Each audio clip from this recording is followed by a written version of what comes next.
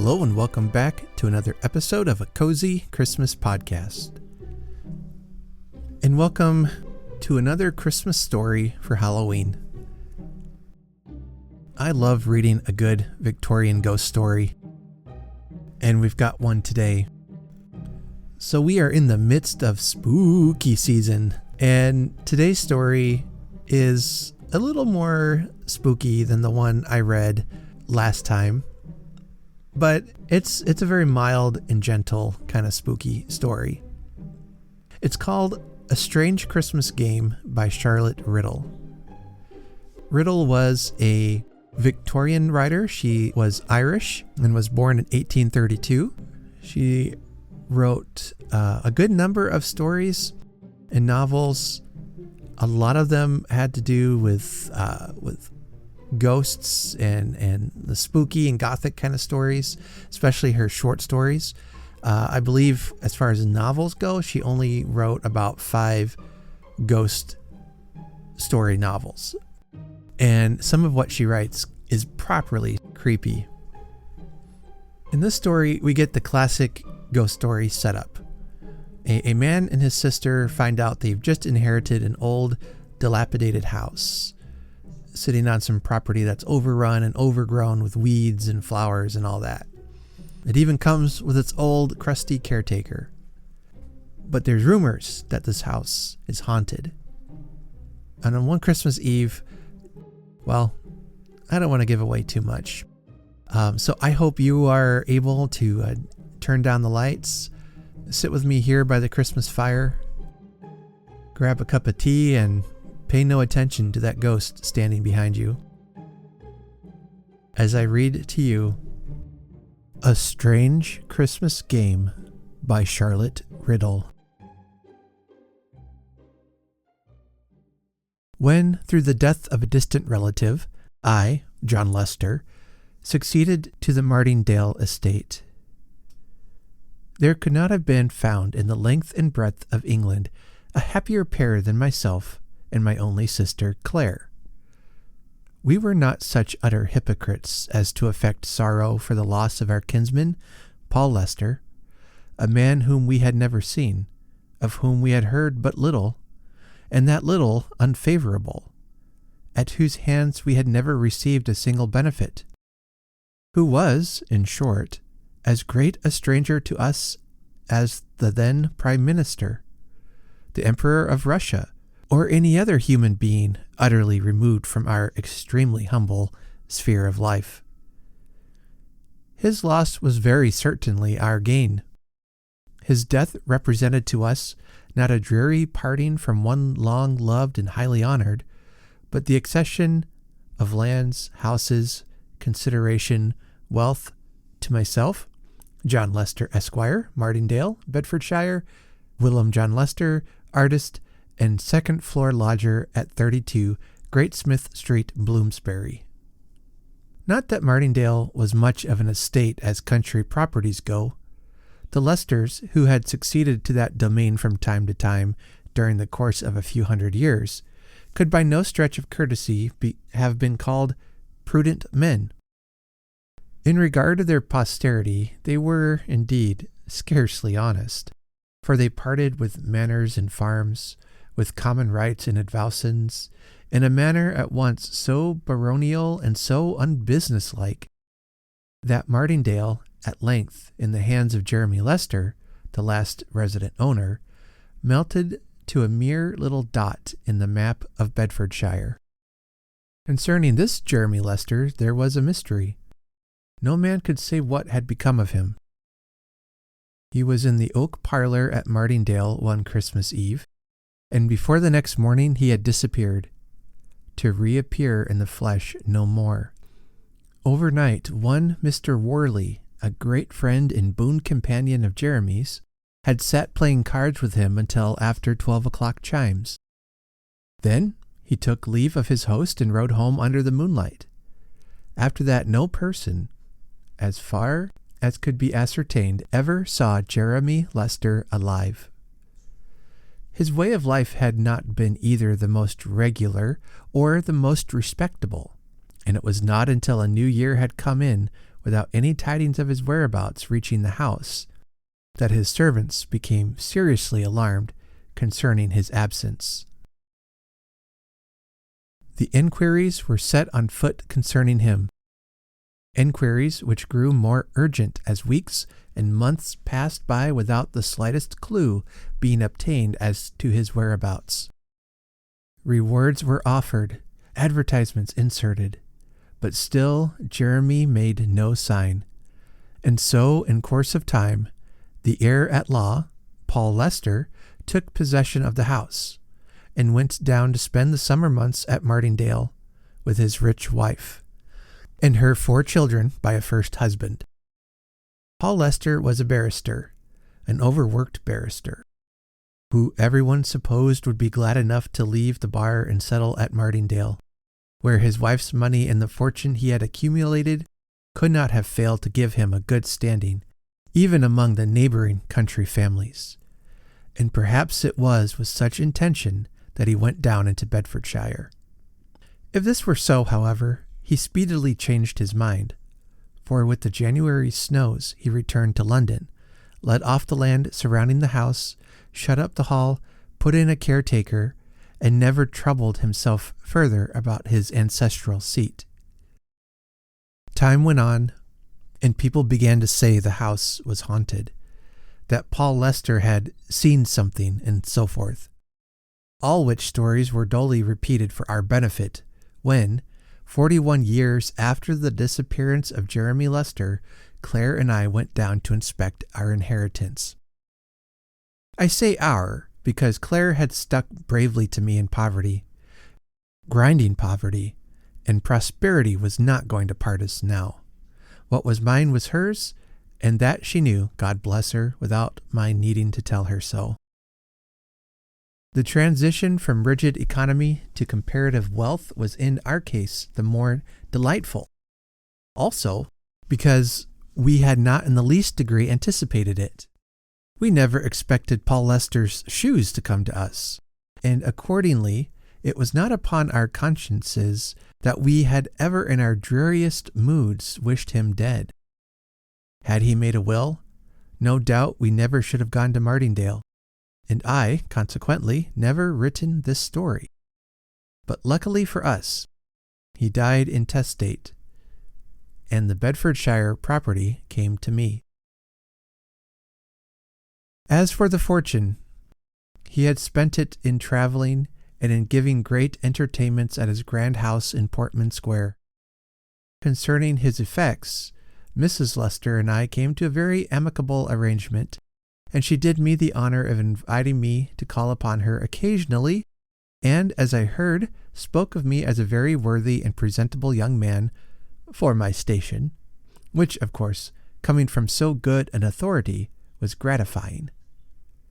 Moreover, she asked me if I intended residing at Martindale, and on my reply in the affirmative, hoped I should like it.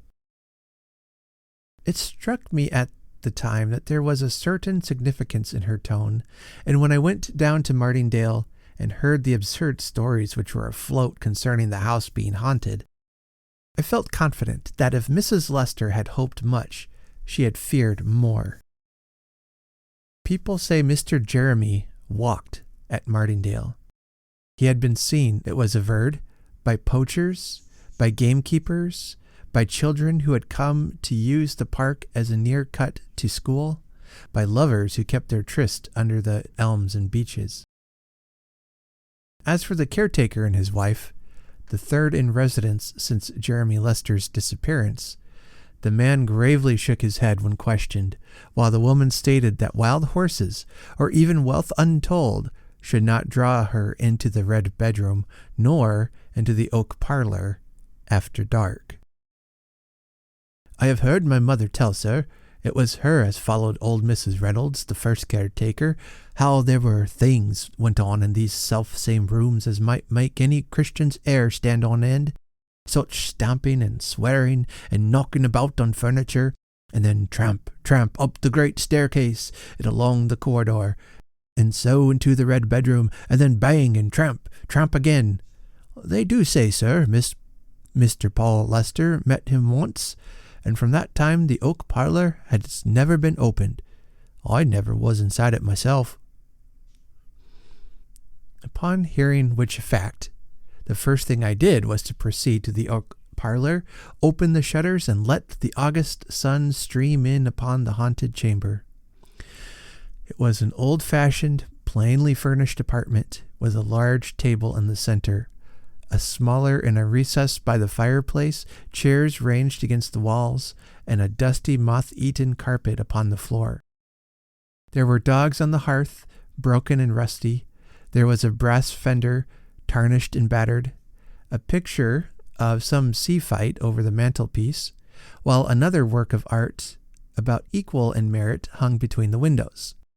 Altogether, an utterly prosaic and yet not uncheerful apartment, from out of which the ghosts flitted as soon as daylight was let into it, and which I proposed, as soon as I felt my feet, to redecorate, refurnish, and convert into a pleasant morning room.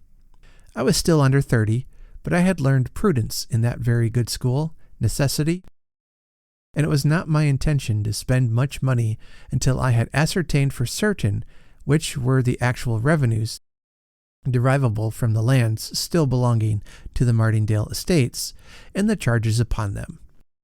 In fact, I wanted to know what I was worth before committing myself to any great extravagances, and the place had for so long been neglected that I experienced some difficulty in arriving at the state of my real income. But in the meanwhile, Claire and I found great enjoyment in exploring every nook and corner of our domain, in turning over the contents of old chests and cupboards, in examining the faces of our ancestors looking down on us from the walls, in walking through the neglected gardens full of weeds, overgrown with shrubs and birdweed, where the boxwood was 18 feet high and the shoots of the rose trees yards long. I have put the place in order since then. There is no grass on the paths. There are no trailing brambles over the ground. The hedges have been cut and trimmed, and the trees pruned and the boxwood clipped. But I often say nowadays that in spite of all my improvements, or rather, in consequence of them, Martindale does not look one half so pretty as it did in its pristine state of uncivilized picturesqueness. Although I determined not to commence repairing and decorating the house till better informed concerning the rental of Martindale, still the state of my finances was so far satisfactory that Claire and I decided on going abroad to take our long-talked-of holiday before the fine weather was past. We could not tell what a year might bring forth, as Claire sagely remarked. It was wise to take our pleasure while we could, and accordingly, before the end of August arrived, we were wandering about the continent, loitering at Rouen, visiting the galleries at Paris, and talking of extending our 1 month of enjoyment into 3. What decided me on this course was the circumstance of our becoming acquainted with an English family who intended wintering in Rome. We met accidentally, but discovering that we were near neighbors in England, in fact, that Mr. Cronson's property lay close beside Martindale, the slight acquaintance soon ripened into intimacy, and ere long we were traveling in company. From the first, Claire did not much like this arrangement. There was a little girl in England she wanted me to marry, and Mr. Cronson had a daughter who certainly was both handsome and attractive.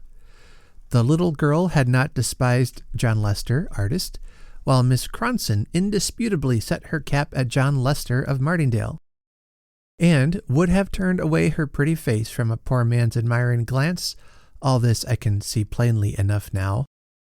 But I was blind then and should have proposed for Mabel, that was her name, before the winter was over, had news not suddenly arrived of the illness of Mrs. Cronson, Sr. In a moment the program was changed. Our pleasant days of foreign travel were at an end. The Cronsons packed up and departed, while Claire and I returned home slowly to England, a little out of humor, it must be confessed, with each other. It was the middle of November when we arrived at Martindale, and found the place anything but romantic or pleasant. The walks were wet and sodden, the trees were leafless, There were no flowers save a few late pink roses blooming in the garden. It had been a wet season and the place looked miserable. Claire would not ask Alice down to keep her company in the winter months as she had intended, and as for myself, the Cronsons were still absent in Norfolk, where they meant to spend Christmas with old Mrs. Cronson, now recovered. Altogether, Martindale seemed dreary enough, and the ghost stories we had laughed at while sunshine flooded the room became less unreal when we had nothing but blazing fires and wax candles to dispel the gloom. They became more real also when servant after servant left us to seek situations elsewhere. When noises grew frequent in the house, when we ourselves, Claire and I, with our own ears heard the tramp, tramp, the banging and the chattering which had been described to us. My dear reader, you doubtless are free from superstitious fancies. You pooh-pooh the existence of ghosts, and only wish you could find a haunted house in which to spend a night, which is all very brave and praiseworthy. But wait till you are left in a dreary, desolate old country mansion, filled with the most unaccountable sounds, without a servant, with none save an old caretaker and his wife who, living at the extremest end of the building, heard nothing of the tramp, tramp, bang, bang, going on at all hours of the night. At first I imagined the noises were produced by some evil-disposed persons who wished, for purposes of their own, to keep the house uninhabited. But by degrees Claire and I came to the conclusion the visitation must be supernatural, and Martindale, by consequence, untenantable. Still, being practical people, and unlike our predecessors, not having money to live where and how we liked, we decided to watch and see whether we could trace any human influence in the matter. If not, it was agreed we were to pull down the right wing of the house and the principal staircase. For nights and nights we sat up till 2 or 3 o'clock in the morning, Claire engaged in needlework, I reading with a revolver lying on the table beside me. But nothing, neither sound nor appearance, rewarded our vigil. This confirmed my first idea that the sounds were not supernatural. But just to test the matter, I determined on Christmas Eve, the anniversary of Mr. Jeremy Lester's disappearance, to keep watch myself in the red bedchamber. Even to Claire I never mentioned my intention. About 10, tired out with our previous vigils, we each retired to rest. Somewhat ostentatiously, perhaps, I noisily shut the door of my room, and when I opened it half an hour afterwards, no mouse could have pursued its way along the corridor with greater silence and caution than myself. Quite in the dark, I sat in the red room. For over an hour I might as well have been in my grave for anything I could see in the apartment. But at the end of that time the moon rose and cast strange lights across the floor and upon the wall of the haunted chamber. Hitherto I had kept watch opposite the window. Now I changed my place to a corner near the door, where I was shaded from observation by the heavy hangings of the bed and an antique wardrobe. Still I sat on, but still no sound broke the silence. I was weary with many nights watching, and tired of my solitary vigil. I dropped at last into a slumber from which I wakened by hearing the door softly opened. "John," said my sister, almost in a whisper. "John, are you here?" "Yes, Claire," I answered, "but what are you doing up at this hour?" "Come downstairs," she replied. "They are in the oak parlor." I did not need any explanation as to whom she meant, but crept downstairs after her, warned by an uplifted hand of the necessity for silence and caution. By the open door of the oak parlor, she paused, and we both looked in. There was the room we left in darkness overnight, with a bright wood fire blazing on the hearth, candles on the chimney piece, the small table pulled out from its accustomed corner, and 2 men seated beside it, playing at cribbage. We could see the face of the younger player, It was that of a man about 25, of a man who had lived hard and wickedly, who had wasted his substance and his wealth, who had been while in the flesh Jeremy Lester. It would be difficult for me to say how I knew this, how in a moment I identified the features of the player with those of the man who had been missing for 41 years. 41 years that very night. He was dressed in the costume of a bygone period. His hair was powdered, and round his wrists there were ruffles of lace. He looked like one who, having come from some great party, had sat down after his return home to play cards with an intimate friend. On his little finger there sparkled a ring. In the front of his shirt there gleamed a valuable diamond. There were diamond buckles in his shoes, and, according to the fashion of his time, he wore knee breeches and silk stockings, which showed off advantageously the shape of a remarkable good leg and ankle. He sat opposite the door, but never once lifted his eyes to it. His attention seemed concentrated on the cards. For a time there was utter silence in the room, broken only by the momentous counting of the game. In the doorway we stood, holding our breath, terrified and yet fascinated by the scene which was being acted before us. The ashes dropped on the hearth softly and like the snow. We could hear the rustle of the cards as they were dealt out and fell upon the table. We listened to the count, 15-1, 15-2, and so forth, but there was no other word spoken till at length the player, whose face we could not see, exclaimed, "I win! The game is mine!" Then his opponent took up the cards, sorted them over negligently in his hand, put them close together, and flung the whole pack in his guest's face, exclaiming, "Cheat! Liar! Take that!" There was a bustle and confusion, a flinging over of chairs and fierce gesticulation, and such a noise of passionate voices mingling that we could not hear a sentence which was uttered. All at once, however, Jeremy Lester strode out of the room in so great a hurry that he almost touched us where we stood. Out of the room, and tramp, tramp up the staircase to the Red Room, where he descended in a few minutes with a couple of rapiers under his arm.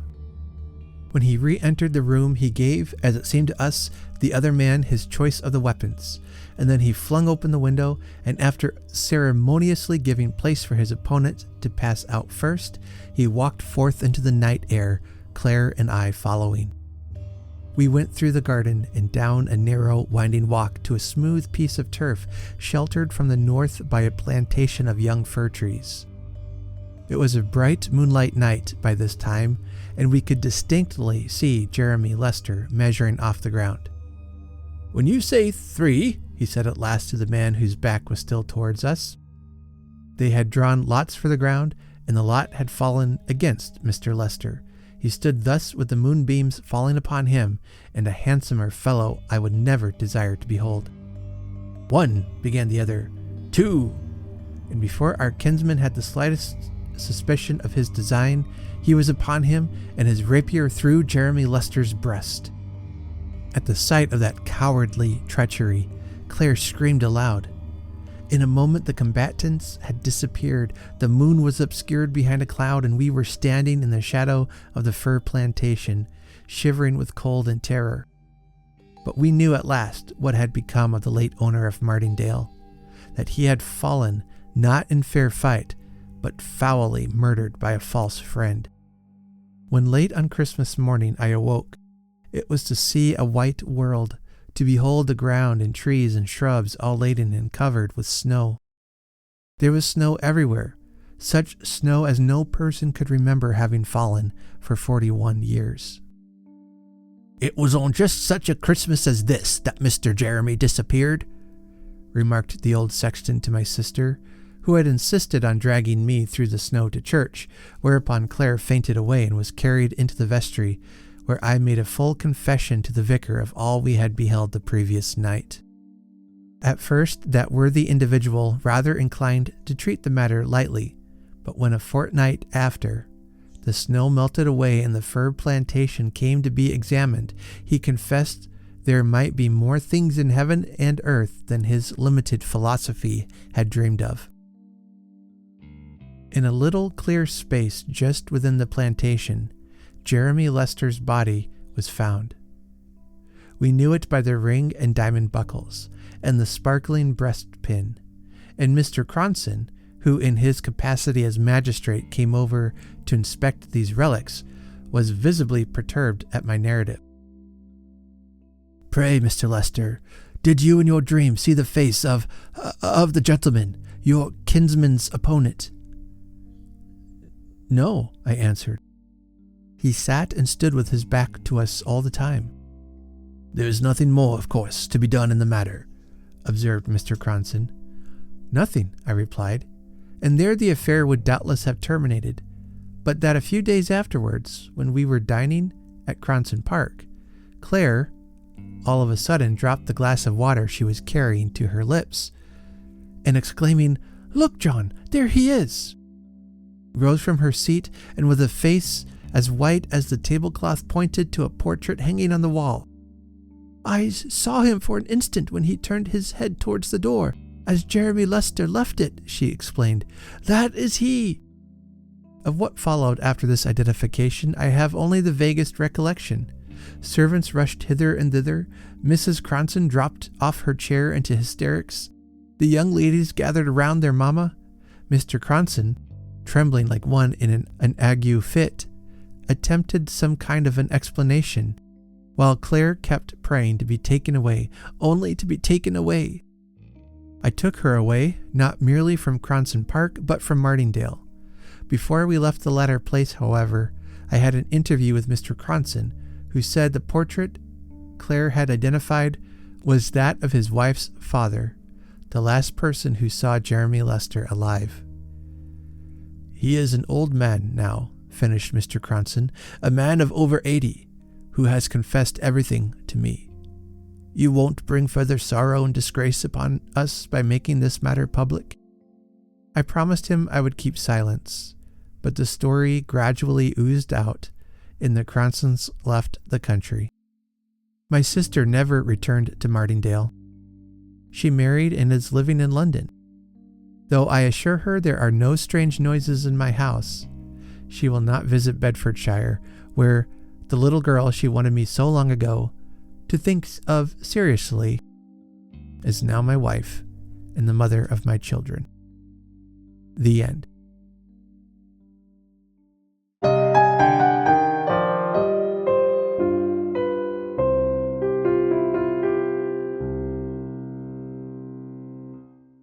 What a great story that was, wasn't it? It wasn't spooky so much as it was mysterious, if you know what I mean.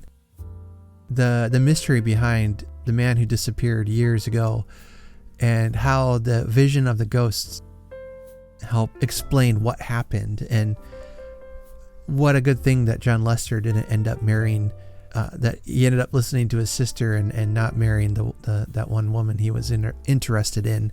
That could have ended poorly for him and caused disgrace upon his family. Thanks to the ghosts, he avoided such a fate. If you have a story you'd like to share with us, I would love to hear from you. You can email me at cozychristmaspodcast@gmail.com. In the show notes are some links that help support the podcast. If you're able to in a financial way, there's a link there to Ko-fi.com, and any donations made there, I will send you a bookmark and sticker if you send me your email or send me your mailing address. If you would like one of those, just go ahead and email me. I'll get a card out to you as soon as I can. So with that, we'll wrap up today's story and today's episode. And let's remember that we will always honor Christmas in our heart and try to keep it all the year. Have a very Merry Christmas.